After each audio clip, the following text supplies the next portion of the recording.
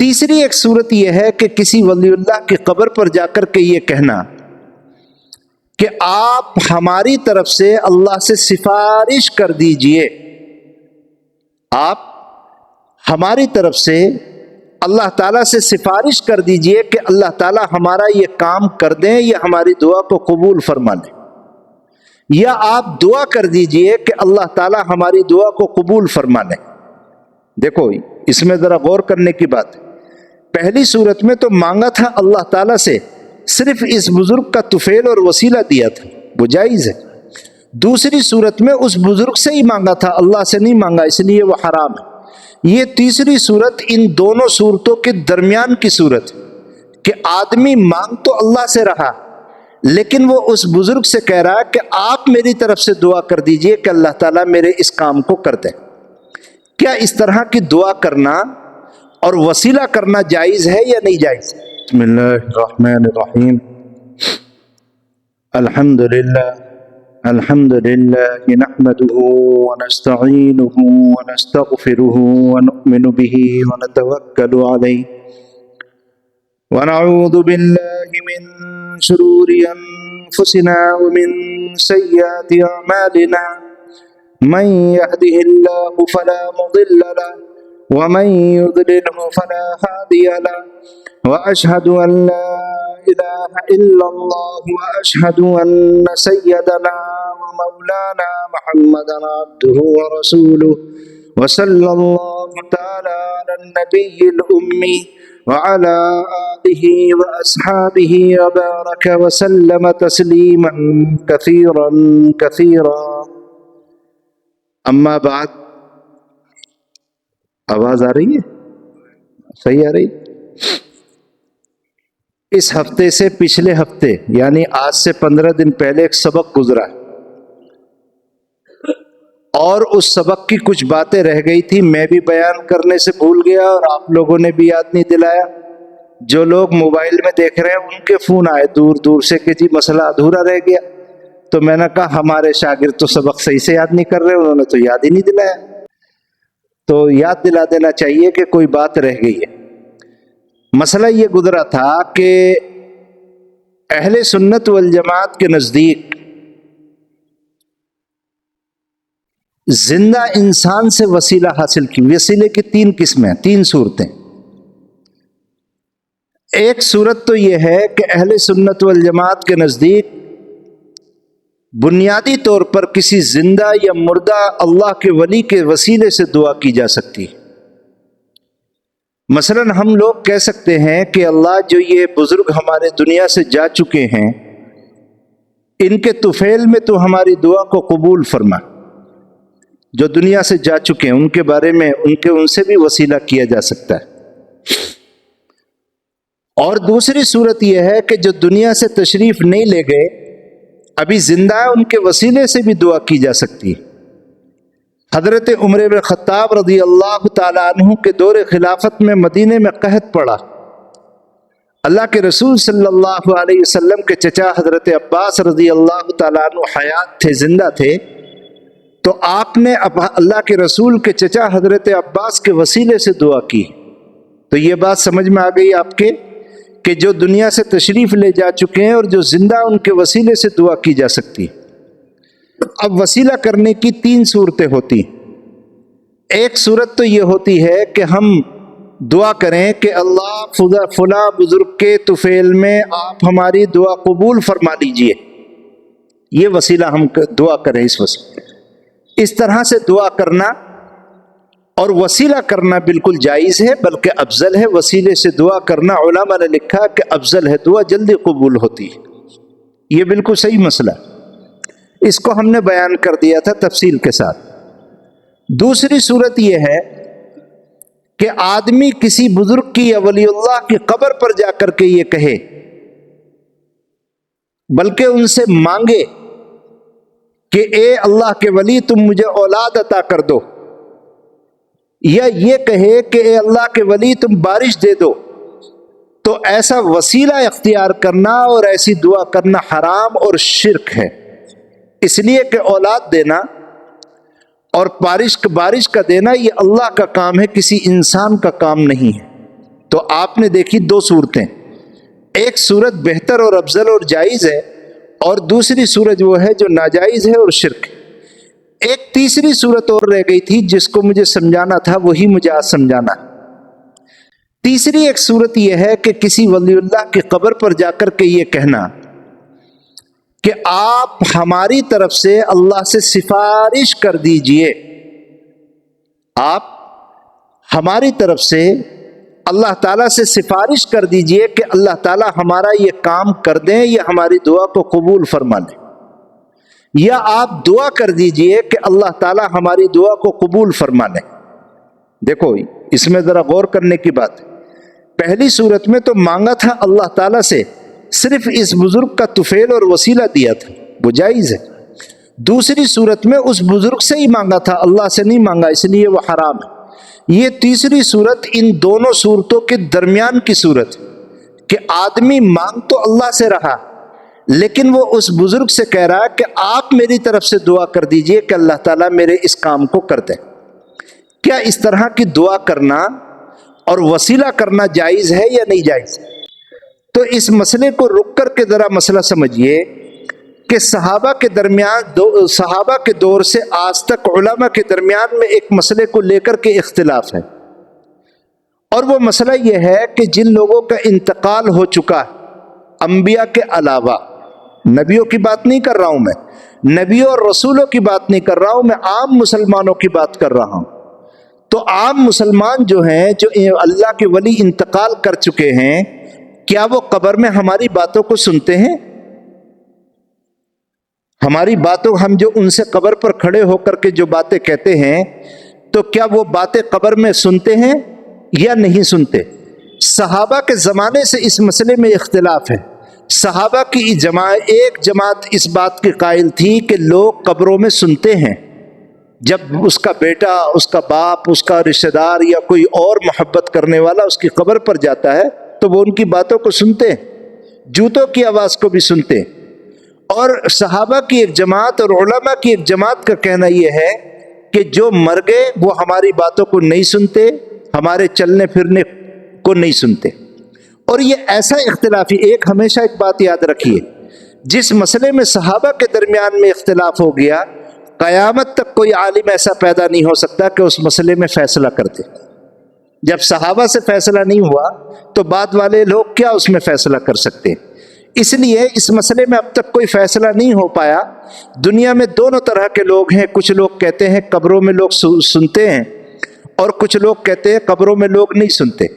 تو دیکھو، اگر اس مسئلے کو بنیاد بنا کر کے وہ مسئلہ حل کیا جائے تو جو لوگ یہ کہتے ہیں کہ قبروں میں ہمارے بزرگان دین ہماری باتوں کو سنتے ہیں، تو ان کے نزدیک ایسی دعا کرنا جائز ہونا چاہیے کہ اے اللہ کے ولی تو ہماری طرف سے دعا کر دے، چونکہ وہ قبر میں سننے ہیں۔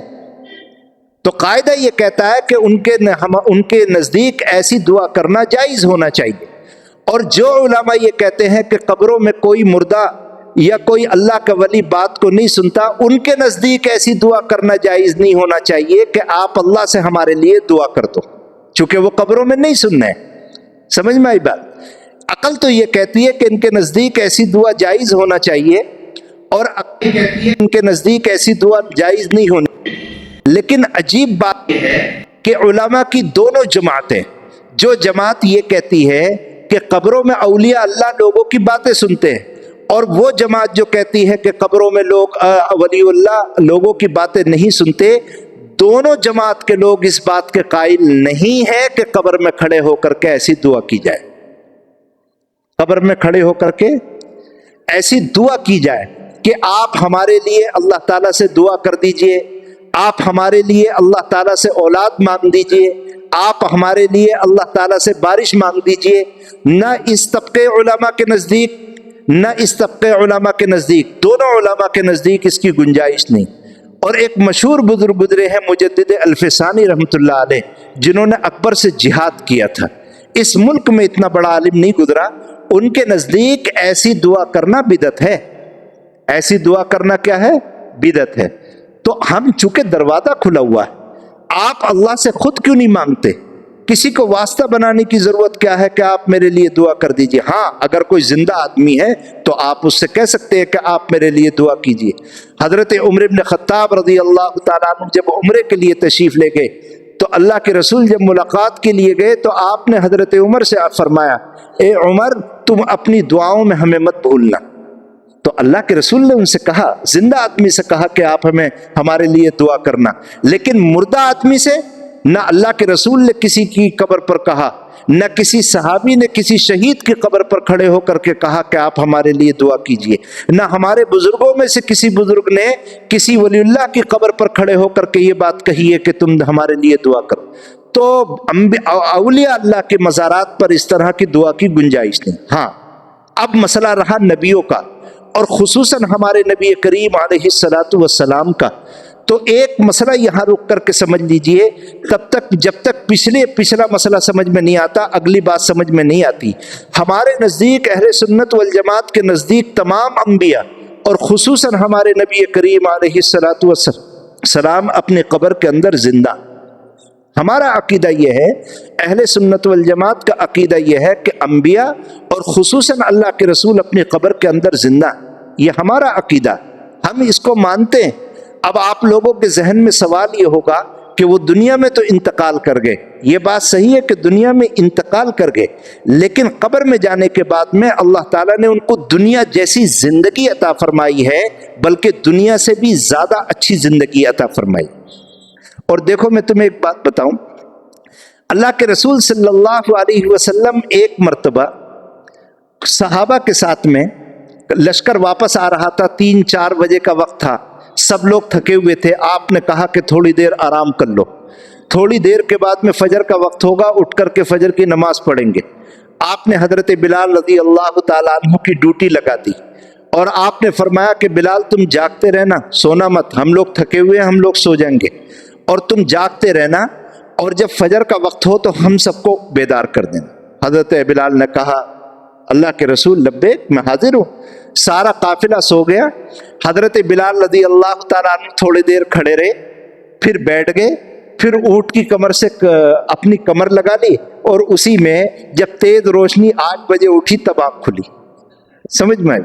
تو حضرت بلال رضی اللہ تعالیٰ عنہ کی بھی آنکھ لگ گئی، اور سارے لوگ تھکے ہوئے تھے، یہاں تک کہ اللہ کے رسول کی بھی آنکھ لگ گئی. سمجھ میں آئی بات؟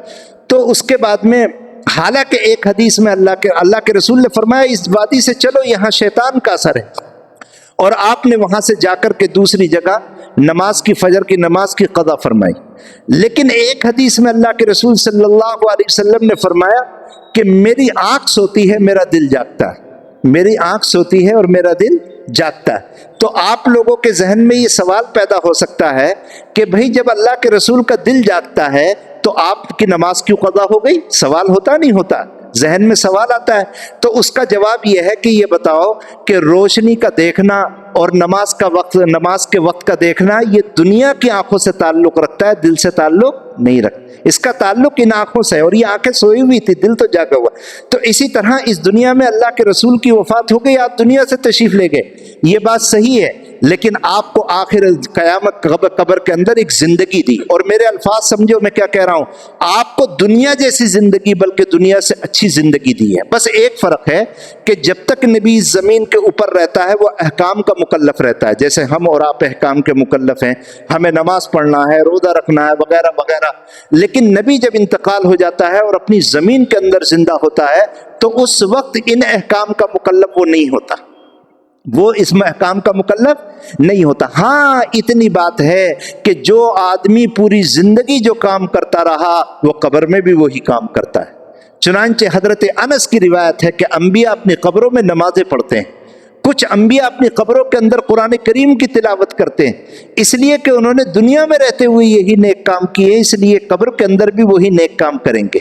اور ایسی زندگی عطا کرتے ہیں کہ کوئی زمین کی مٹی نے اللہ کے رسول کے بدن کو نہیں کھایا.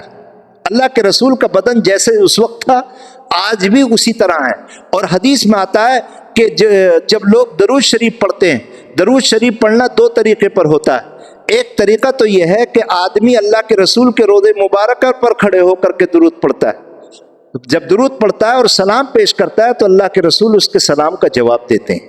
اور ایک آدمی روضہ مبارکہ سے دور، جیسے ہم لوگ ہندوستان کی ایک بستی ٹانڈا میں بیٹھے ہوئے ہیں، اور یہاں سے ہم درود شریف بھیجیں تو اللہ تعالیٰ نے کچھ ایسا نظام بنایا ہے کہ فرشتوں کی ایک جماعت اس درود شریف کو لے کر کے اللہ کے رسول کی خدمت میں لے کر کے حاضر ہوتی ہے اور عرض کرتی ہے کہ اللہ فلاں شہر کی، فلاں محلے کی، فلاں گلی میں رہنے والا فلاں آدمی جس کے باپ کا نام یہ ہے، اس نے آپ کی خدمت میں درود کا نذرانہ پیش فرمایا، اس کو قبول کر لیجئے۔ اللہ کے رسول قبول کرتے ہیں، لیکن قبر اطہر پر جو درود پڑھا جاتا ہے اور جو سلام پیش کیا جاتا ہے، صحیح روایات سے ثابت ہے کہ اللہ کے رسول اپنے اس کو کان مبارک سے سنتے ہیں۔ اب جب سنو، دیکھو اب مسئلہ یہاں سے آپ کی سمجھ میں آئے گا۔ ہم اولیاء اللہ کی قبروں پہ جا کر کے تو یہ نہیں کہہ سکتے، صابر کلیری کی قبر پر جا کر کے تو یہ نہیں کہہ سکتے، نظام الدین اولیاء کی قبر پر جا کر یہ تو نہیں کہہ سکتے کہ مجھے بچے کی ضرورت ہے، آپ میری طرف سے اللہ سے دعا کر دیجئے، یہ نہیں کہہ سکتے۔ لیکن نبی کی قبر پر جا کر کے کہہ سکتے ہیں، نبی کی قبر پر جا کر کے کہہ سکتے ہیں، اے اللہ مجھے اولاد کی ضرورت ہے، آپ اللہ سے میری سفارش کر دیجئے۔ اے اللہ مجھے بارش کی ضرورت ہے، آپ اللہ سے میری طرف سے سفارش کر دیجئے۔ بلکہ حدیث شریف کے اندر یہ بات ثابت ہے کہ قبر اطہر پر جا کر کے مسلمان کو یہ دعا کرنی چاہیے، یہ عرض کرنا چاہیے کہ اللہ کے رسول آپ اللہ سے میری شفاعت قبول کرنے کی سفارش فرما دیجئے۔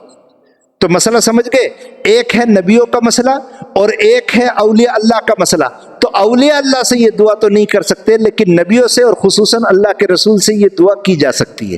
اور ایسے واقعات بہت سارے آئے ہیں، اگر تم تاریخ کی کتابیں اٹھا کے دیکھو نا، ایسے واقعات بہت ہیں۔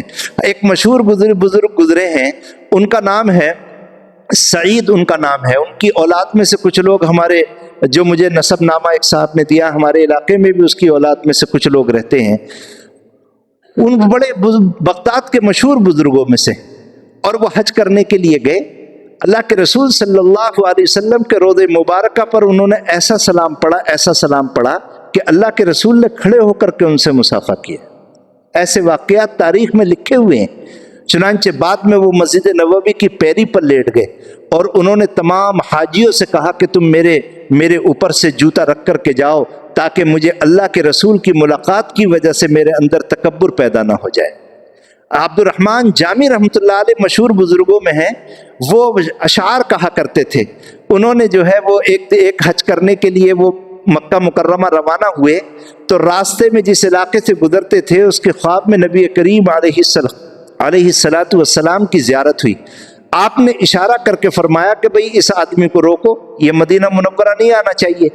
بادشاہ نے ان کو پکڑا اور پکڑ کر کے بھگا دیا۔ پھر آئندہ سال پھر وہ حج کرنے کے لیے آئے تو اللہ کے رسول اس بادشاہ کے خواب میں پھر آئے اور پھر آپ نے فرمایا کہ بھئی اس آدمی کو روکو، یہ نہیں آنا چاہیے۔ اس بادشاہ نے سمجھا کہ اللہ کے رسول صلی اللہ علیہ وسلم اس آدمی سے بہت ناراض ہیں۔ انہوں نے عبد الرحمن جامی کو پکڑ کر کے جیل میں ڈال دیا۔ رات میں اللہ کے رسول خواب میں تشریف لائے اور آپ نے فرمایا کہ بھئی ایسا نہیں کہ ہم ان سے ناراض ہیں، وہ ایک ایسے اشعار لکھ کر کے لا رہا تھا کہ اگر ہمارے روزے پر وہ اشعار پڑھ دیتا تو ہمیں اس سے اٹھ کر کے مصافحہ کرنا پڑتا، اس لیے ہم نے منع کیا۔ سمجھ میں آئی بات؟ تو اللہ کے رسول قبر کے اندر بات سنتے ہیں، پہچانتے ہیں، اللہ کے رسول سمجھ میں آئے، بلکہ عام انسانوں کے مقابلے میں ان کی حیات بہت اہم ہے۔ اور یہ مسئلہ بڑا اختلافی ہے، اللہ کے رسول اپنی قبر میں زندہ ہے نہیں، یہ برابر والے ملک میں اس پہ قتل و قتال ہو گئے ہیں، لیکن اہل سنت والجماعت کا مسلک یہ ہے کہ اللہ کے رسول اپنی قبر میں زندہ ہے۔ اور سنو ہمارا عقیدہ کیا ہے؟ ہمارا عقیدہ یہ ہے کہ قبر کی جو مٹی اللہ کے رسول کے جسم کے ساتھ لگی ہوئی ہے، قبر مبارک کی جو مٹی اللہ کے رسول کے جسم کے ساتھ لگی ہوئی ہے، ہمارا عقیدہ یہ ہے کہ وہ زمین کا ٹکڑا عرش الہی سے بھی افضل ہے۔ ہمارا عقیدہ یہ ہے۔ تو اللہ کے رسول صلی اللہ علیہ وسلم سے اس طرح کی دعا کی جا سکتی ہے۔ ایک مسئلہ ہمارے ساتھی نے پوچھا ہے کہ ہم لوگ ایک جملہ بولتے ہیں کہ اس ڈاکٹر کے ہاتھ میں شفا ہے۔ ایک جملہ لوگ پوچھتے ہیں کہ اللہ اس ڈاکٹر کے ہاتھ میں شفا ہے، کیا ہم ایسا جملہ بول سکتے ہیں یا نہیں بول سکتے؟ اس لیے کہ شفا دینے والی تو ذات اللہ کی ہے، اور ہم کہہ رہے ہیں کہ اس ڈاکٹر کے ہاتھ سے شفا ہوتی ہے، تو ایسا جملہ بولنا چاہیے نہیں بولنا چاہیے؟ میں یہ کہوں گا کہ نہیں بولنا چاہیے، لیکن اگر کوئی بولتا ہے تو اس سے پہلے ایک مسئلہ سمجھو. ہمارے ہاں کہا جاتا ہے تاج محل کس نے بنایا بھائی؟ ارے بولو. شاہ جہاں کاریگر تھا تو کیوں کہہ رہے ہو شاہ جہاں نے بنایا بھائی؟ شاہ جہاں مستری تھا کیا؟ مجھے تو یہ بتایا گیا وہ بادشاہ تھا. تم نے کب پڑھا وہ مستری تھا؟ ارے اس نے نہیں بنایا نا، لیکن اس نے بنوایا. تو یہ کہنا کہ تاج محل کو مزدوروں نے بنایا یہ نسبت حقیقی ہے، اور یہ کہنا کہ بادشاہ نے بنایا ہے اس کو نسبت مجازی کہتے ہیں. ہمارے ہاں کہتے ہیں نہر بہ رہی ہے. نہر کو کہیں بہتے ہوئے دیکھا؟ میں نے تو نہیں دیکھا. نہر تو ٹنڈولے کی اسی جگہ ہے. اس میں کیا بہ رہا ہے؟ پانی بہ رہا ہے. تو اگر ہم یہ کہیں کہ پانی بہ رہا ہے یہ نسبت حقیقی ہے، اور اگر یہ کہیں کہ نہر بہ رہی ہے، ندی بہ رہی ہے، تو یہ نسبت مجازی ہے. تو ایک ہوتی ہے نسبت حقیقی اور ایک ہوتی ہے نسبت مجازی. مثلا کبھی کہا جاتا ہے کہ بادشاہ 1,00,000 لوگوں کو رزق دیتا ہے. بادشاہ 1,00,000 لوگوں کو رزق دیتا ہے. ارے بادشاہ تو بیچارہ خود محتاج ہے. لیکن کہنا یہ چاہتے ہیں کہ اللہ تعالیٰ بادشاہ کے واسطے سے رزق دیتا ہے. یہ نسبت مجازی ہے. تو ہمارے ہاں اگر کوئی یہ کہتا ہے کہ اس ڈاکٹر کے ہاتھ میں شفا ہے تو یہ گناہ نہیں ہے، بلکہ وہ یہ کہنا چاہتا ہے کہ اس ڈاکٹر کے واسطے سے اللہ نے مجھے شفا تھا. ورنہ بہت سارے لوگ کہتے ہیں کہ اس ڈاکٹر کے ہاتھ میں اللہ نے شفا رکھی ہے. تو ہمارے ساتھی مسئلہ یہ پوچھتے ہیں کہ اگر کوئی ایسا کہے کہ اس ڈاکٹر کے ہاتھ میں شفا ہے تو کوئی ناجائز نہیں ہے، کہہ سکتے ہیں. لیکن کیوں کہنا ایسے جملے، کیوں کہنا جس میں پریشانی ہو؟ سیدھا کہنا چاہیے کہ اس ڈاکٹر کے ہاتھ میں اللہ نے شفا رکھی ہے، اللہ شفا دینے. یہ مسئلہ وہ تھا جو پچھلے 15 دن کے سبق سے متعلق تھا. اب یہ سورہ